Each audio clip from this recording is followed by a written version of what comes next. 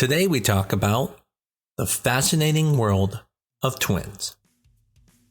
I'm Dr. Mark Amols, and this is Taco Bout Fertility Tuesday.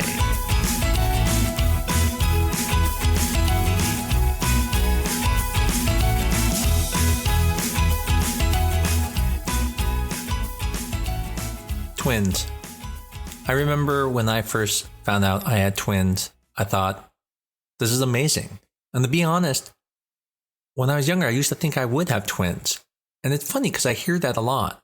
A lot of people think, yeah, I think I'm supposed to have twins, and they kind of dreamed of it. And I don't know if that's because for those of us who have infertility, we start thinking about twins, because for a patient who has infertility, twins is not something you're scared about.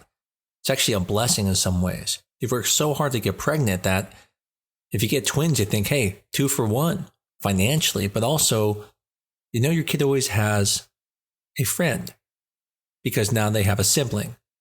And so today I wanted to talk about twins from a different standpoint. I want to talk about twins from the standpoint of how common are they? What causes them? The science behind them, and why the medical community is so against them. The first part we should start with is, what does it mean to be a twin? Because we know there's these twins that are fraternal, and then there are twins that are identical. And the world's fascinated by twins. I mean, they have movies about twins. You got Arnold Schwarzenegger and Danny DeVito doing a movie about twins. I think one of the first places to start is understanding the difference between fraternal twins and identical twins. Fraternal twins is what we call dizygotic twins, meaning from 2 different zygotes. Whereas identical twins come from 1 zygote, which we call monozygotic twins. Now, this seems like it's pretty self-explanatory. Most people should know the difference. But I actually have a very funny story. So years ago, when we had my daughters, everywhere we would go, everyone wanted to see them. And we were in the Mall of America in Minnesota. And this lady came up to us and said, oh, identical or fraternal? I immediately said to her, oh, they're identical. And then she said, same sex or girl boy? It was at this moment that I realized not everyone understands the difference between dizygotic and monozygotic twins. Because if they were truly identical, monozygotic, there's really no way they could be 2 different sexes. And that's because they come from the same egg and same sperm. So they'll be the same sex. Now, yes, there can be developmental things that can happen, but in general, I realize that it's not as common of a thing people understand. So why did she ask it? Well, it's kind of like one of those things we just ask. When people have twins, you just go, identical or fraternal? Just like when someone has a baby, you say, well, what was the weight? Why do you care about the weight? You don't really care about the weight, but it's just one of those things you ask. How big they were and stuff like that. Now, throughout the world, there has been an increase in twins.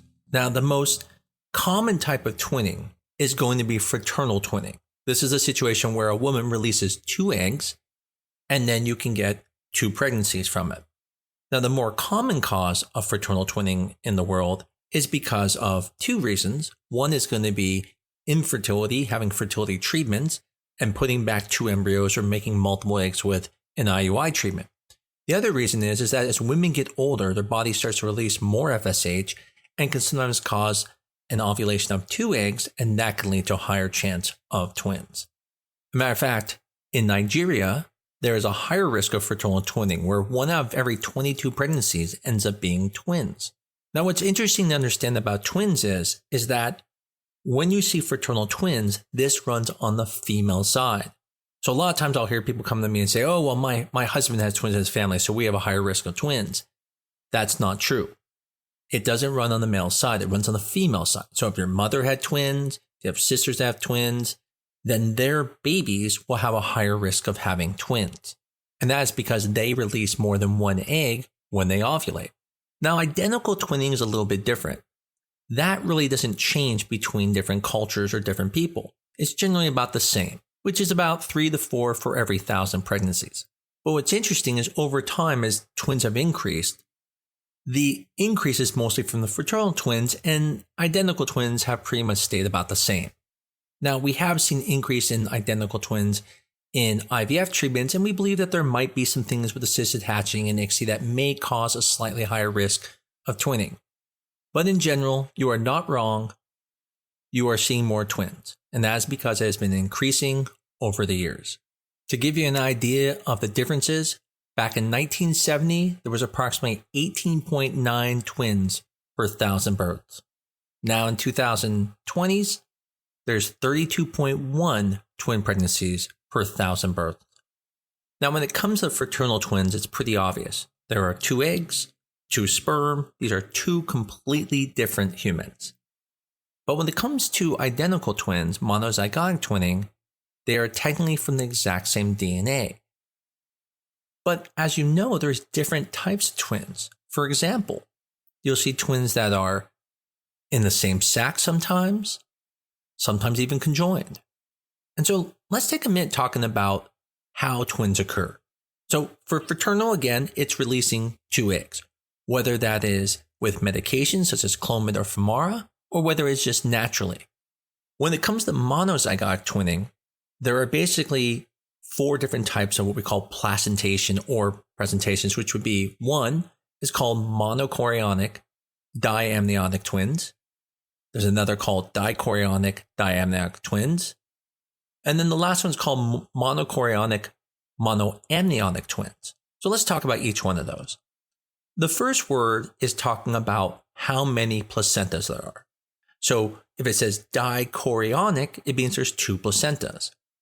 And the next part is talking about how many amniotic sacs there are. So if it's dichorionic diamniotic, it means they have their own placenta and they have their own amniotic sac. Essentially, all fraternal twins are going to have dichorionic diamniotic placentation. For identical twins, this is approximately 20 to 30% of the pregnancies. This is going to be one of the more safer pregnancies for identical twins and will have the same risk of basically fraternal twins because of the placentation. Now, the next category is going to be monochorionic diamniotic twins. So monochorionic meaning 1 placenta, diamniotic meaning different amniotic sacs. This makes up about 60 to 70% of the other type of identical twins, and this one does have more risk because they share the same placenta, and that puts some risk for twin-twin transfusion, which occurs in approximately 15 to 20% of the pregnancies. The last type of placentation is going to be monochorionic monoamniotic twins, and this is exactly what it sounds like: 1 placenta and 1 amniotic sac. This is one of the rarest forms of identical twinning, which occurs in about 1 to 2% of identical twins. And because they share the same amniotic sac, there's extremely high risk to these pregnancies, where approximately 50% of the pregnancies may end in mortality of the twins because their cords can twist between each other. But I said there was 4. Well, there is a 4th type, and that is going to be conjoined twins. Conjoined twins are always going to be monochorionic monoamniotic because to be conjoined, you have to be in both the same amniotic sac and the same chorion. When it comes to conjoined twins, it occurs only in about 1 in 200,000 live births. So it's very rare occurrence. There are risks just like the monochorionic monoamniotic twins, but the cord getting twisted doesn't happen as much because they can't both move independently. But there are very complex medical cares and significant health challenges that they have. And so it also has a high morbidity mortality rate. So what makes one over the other? Is there something that happens? Well, there is. It has to do when the embryo splits. If the embryo splits in the first 3 days, it will be dichorionic diamniotic, meaning the embryo splits so early that the placentas and the baby amniotic sac are going to be completely independent of each other. And again, that occurs in about 20 to 30% of types of identical twinning. Now, if the embryo divides between the 4th and 8th day after fertilization, then this is where you get the monochorionic diamniotic twins. So the babies are in their own sac, but the chorion wasn't able to split because it developed a little bit later, and so now they share the same placenta. This is a situation where it's about 60 to 70% of identical twins, and has the risk of twin-twin transfusion, a higher risk pregnancy compared to like fraternal twins or dichorionic diamniotic twins. Now, if it splits between 8 days and 12 days, then there's a good chance they're going to share both placenta and amniotic sac. And this is the one I was telling you called monochorionic monoamniotic twins, which is rare, about 1 to 2% of identical twins, but carries significant risk due to the possibility of the twins' umbilical cords becoming entangled. And again, with a 50% risk of mortality. So it's very scary when we see this. Luckily, we don't see it that often. Now, if the split occurs after day 12, such as at 13 of past, then there is the risk of having conjoined twins. So as you can see, the splitting and the timing of the splitting is really what determines what type of placental amniotic division that will occur and whether you're going to have dichorionic diamniotic, monochorionic diamniotic, monochorionic monoamniotic, or conjoined twins. Some of these are just referred to as di-di, mono-di, mono-mono, or conjoined to make it simpler. So one thing that's really interesting about twins is the cultural perception of twins. Throughout the world, different cultures have different thoughts about twins. For example, in the Navajo culture, it's often regarded as a sign of great fortune. Some of the Navajo myths describe twins as children of the sun god, indicating their special status and divine origin. The Hopi people also hold twins in high regard, believing that the twins have a special bond with nature and the spiritual world. In Asia, Japan used to see twins as a bad omen due to the belief that they defied the natural order. However, over time, today twins are generally celebrated in that culture. But in China, twins are seen as a double blessing, particularly if they are a boy and a girl. The belief is that such twins, such as boys and girls, bring balance to the family. In South America, the Inca civilization believed that twins were sacred and had a special role in their society. In Europe, they were seen as possible connection with gods. And in other countries, they're believed to possess special spiritual powers. The point is, it doesn't matter where you are in the world. We all realize that twins are special. But unfortunately, sometimes double the joy also brings double the risk. Whenever I get asked, what are the risks of having twins? I tell everyone, it's easier for me to tell you what won't happen than to tell you what will happen. And that is, when you have twins, rarely do you get big babies because they're delivered early, and rarely do you get late babies because, again, they deliver early. But everything after that does occur at higher risk, meaning things from gestational diabetes, preeclampsia, birth defects, and almost anything you can think of increases with twins. Now, it's important to understand these are increases. They're still absolute small increases, but that changes the difference between the type of twins you have. If you have fraternal twins, the biggest risk are going to be preterm labor, and then the other risk is going to be an increase in all the general risks that come with pregnancy, such as gestational diabetes and preeclampsia and so forth. But identical twins have another risk that fraternal twins do not have, and that is twin-twin transfusion. We talked earlier about the placentas and how they can be di-di, mono-di, or mono-mono. Now, di-di amniotic twins, which are the less common ones, those are the ones that split within the first 3 days, are not going to have the risk of twin-twin transfusion because both of the embryos have their own placenta and own amnion. The risk of the cords getting tangled are very low because, again, they're in different amniotic sacs. So their risks are going to be very similar to fraternal twinning. But monochorionic diamniotic twins do have a higher risk of having twin-twin transfusion. As I mentioned, at least 15% chance of having twin-twin transfusion. This is a situation where if the embryo splits between days 4 and 8, now you have all the risks that come with twins, and you have an additional 15% risk of having twin-twin transfusion. And there are ways to treat that, which is beyond this podcast, but they're very difficult to treat. And basically, if it happens before 28 weeks, it can be very concerning. If it happens after 28 weeks, At least the baby can be delivered early, and so you can help. But some of the treatments they have out there don't always work and can even sometimes lead to mortality. Monochorionic, monoamniotic twins are the ones I always hate seeing because I know there's a 50% mortality rate. So now again, you have all the risk of having twins. You also have the risk of twin-twin transfusion, and now you have this high risk of the babies entangling the placentas, which again leads to at least a 50% mortality rate. As you can imagine, conjoined twins even have all these things and then added on to all the complexities of the medical complications that occur with it, depending on how they're connected. The good news is most twins do fine, and I don't want you to feel ominous just because you have twins, but there is this push in the society to reduce the risk of twins because with them comes complications. Twins need more prenatal care. They need a specialist usually involved. When it comes to delivery costs, it's much more expensive to have twins. Even hospital stay ends up being longer because a lot of times these babies are born early, and so they have to stay in the NICU or a level 2 nursery that costs more money. Even the type of delivery changes. A lot of the time, twin pregnancies end up in a C-section because of potential risk or if one baby is coming out breech.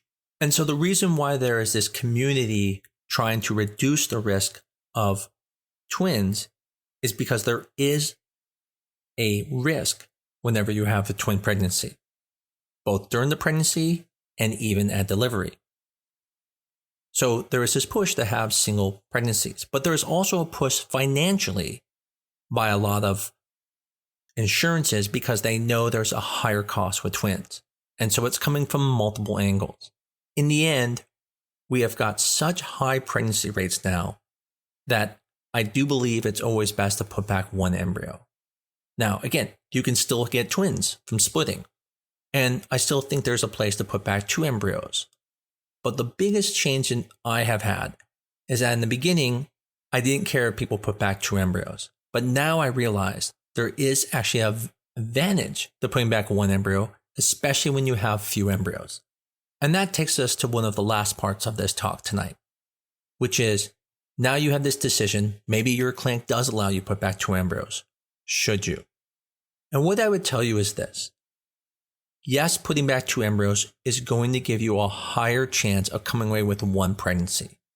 But if you only have 2 embryos and you put them both back and something happens, such as bleeding, some complication of pregnancy, and you lose both embryos, you have no more embryos. Versus if you put 1 back at a time, anything that happens to that embryo is not going to affect the other embryo, which means the cumulative pregnancy rate of putting back 1 embryo at a time will actually give you a higher chance of a live birth than putting back 2 at the same time. I don't regret my twins, and as a matter of fact, I'm so happy to have them. The purpose of this podcast today was to help people understand twins a little bit better, understand how they occur, and understand that there are risks and why there are different risks for different types of twin pregnancies. One of the things you're going to notice is more and more clinics are going to start going to single transfers. Not just because it's safe for the patient, but also because there is really a push, even from the insurances, making all clinics go to that. And although I don't like the idea of government or insurances telling people what to do, because we're adults and should be able to make adult decisions, I do have to at least take a step back and say it is the safest thing to do. For that reason, that is why I do tell all patients it's probably best to put back 1 embryo at a time. This doesn't mean there's not the times to put back 2 embryo. There are. And that's something you have to talk to your doctor about. And it's not wrong if your doctor decides to put back 2 embryos. They're allowed to do that. The point is that if it's a great embryo, it's always best to put back 1 at a time. And if it's a situation that there should be more than 1, then you're talking to your doctor and they're going over those risks or your situation of why more than 1 is better at that moment. Hopefully this episode was educational for some of you. Maybe one of you were one of those women I met at the Minnesota Mall of America. Either way, I hope you learned a lot from this, and maybe you have a friend who's interested in learning this topic. Tell them about it too. Maybe you have a friend who has twins or has a friend who thinks they're going to have twins. Maybe he's just going through fertility and is worried about twins. This podcast was specifically just to give some education. And if you do have twins, you're part of a special club. And as you know, in the world, your kid may be looked at as a god.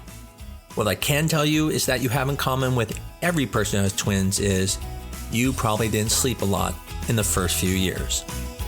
As always, if you like the podcast, please tell a friend about us. Give us a 5-star review on your favorite medium. But most of all, keep coming back, and I look forward to talking to you again next week on Taco Bout Fertility Tuesday.